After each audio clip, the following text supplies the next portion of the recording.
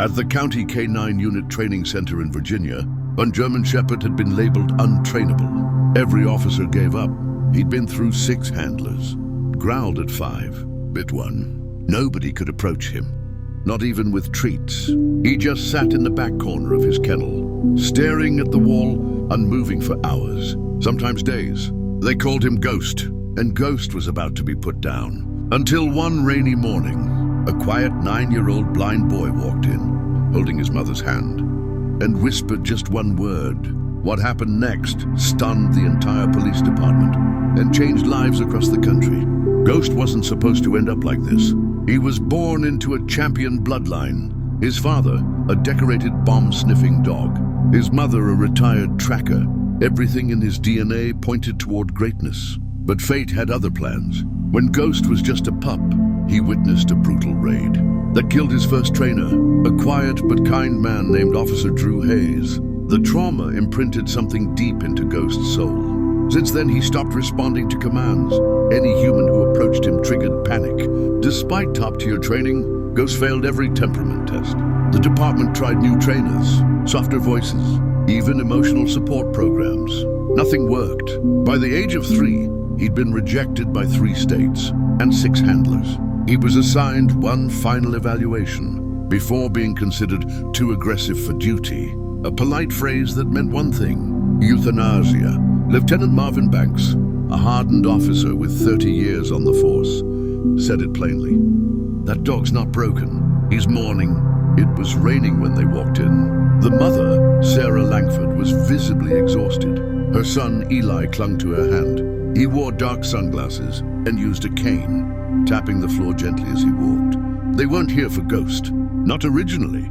Sarah had emailed the precinct, asking if Eli could meet a K-9 officer. He was writing a school report about service animals, and though blind, Eli had grown obsessed with the idea of a dog who sees for others. The department agreed. It wasn't common, but it wasn't unheard of. They never expected the boy to ask about the dog in the back. While the other K-9s barked and wagged their tails, Eli stopped, turned his head slightly, and pointed straight toward Ghost's kennel. "Mom, who's that?" Sarah blinked. "I don't know, honey. That one's different. He's not up for petting." Eli tilted his head. "He's sad." Officer Banks stood nearby, arms crossed. "No one goes near Ghost," he said firmly. "He's unpredictable." But Eli didn't flinch. He took a step forward, his little hand still grasping his cane. And then he spoke. Just one word, soft but clear. "Drew." The name echoed down the concrete hallway, like a memory awakened. The officers froze. Ghost lifted his head. His ears perked for the first time in days. Then slowly, hesitantly, he walked to the front of the kennel. He didn't growl, didn't bark. He just stared at Eli, eyes locked, and whimpered. What happened next left every officer speechless. Ghost pressed his snout against the bars, whining softly. Eli knelt beside him, reaching out without fear. The dog didn't flinch. Instead, he leaned into the boy's palm. Lieutenant Banks felt his throat tighten. "How did he know that name?" one officer whispered. Sarah looked just as confused. "Drew? Who's Drew?" she asked. Eli didn't answer. He just smiled faintly. "That's his person. He told me." The officers exchanged skeptical glances, but Ghost's behavior couldn't be denied. The untrainable dog was responding only to this blind child. And suddenly, a decision had to be made. The department offered a compromise. Ghost wouldn't be put down. Instead, Eli could visit him weekly, under supervision. It was meant to be therapeutic, nothing more. But over the weeks, Ghost transformed. He obeyed Eli's voice, sat when asked, even retrieved a ball. Trainers were baffled. One day, Ghost even growled. When another officer raised his voice at Sarah, the protective instinct kicked in fast. "He sees that boy as his pack," Banks muttered. They tried a test, just a simple one. Eli dropped his cane by mistake. Ghost picked it up gently in his mouth and handed it back. That night, Banks called Sarah and asked, "Would you consider fostering him?" Taking Ghost home wasn't easy.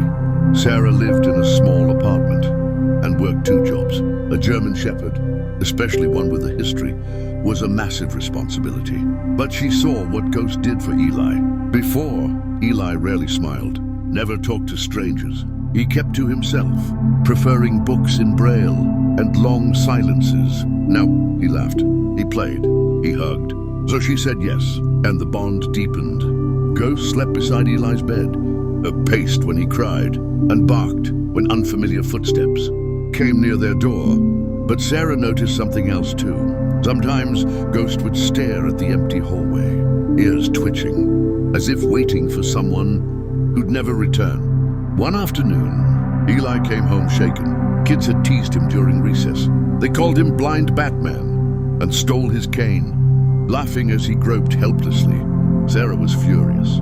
Ghost was restless, pacing non-stop. That night, Eli whispered into Ghost's ear. Nobody heard what he said.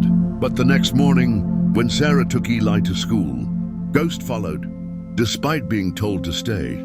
At the school gate, he sat down and waited. When the bell rang, Ghost was still there, and when the bullies approached again, Ghost rose to his feet and let out a low growl. The boys backed away in silence. They never bothered Eli again. Officer Banks came to visit one weekend. He watched Ghost play fetch with Eli in the yard. Calm, joyful, obedient. It was a different dog, not just healed, but thriving. We'd like to certify him as a therapy canine, Banks said, but only if you agree. Sarah hesitated. Would that bring back the trauma? But Eli beamed. He wants to help people again, like he used to. So Ghost began training again, only this time with Eli's voice guiding him. And he passed, flying colors. He became the state's first blind-assisted canine therapy dog, a dog who only responded to one boy's voice. 1 year later, on Veterans Day, the local police hosted a community parade. At the front walked a boy in sunglasses, holding a white cane in one hand and a leash in the other. Ghost walked proudly beside him, wearing a special vest. Canine hero, in service again. The crowd stood, applauded. Some cried. Officer Banks gave a short speech. We all gave up on this dog, but this boy didn't. Then he turned to Eli. Son, what made you say Drew that first day? Eli shrugged. I don't know. I just felt it, like someone was saying it in my heart.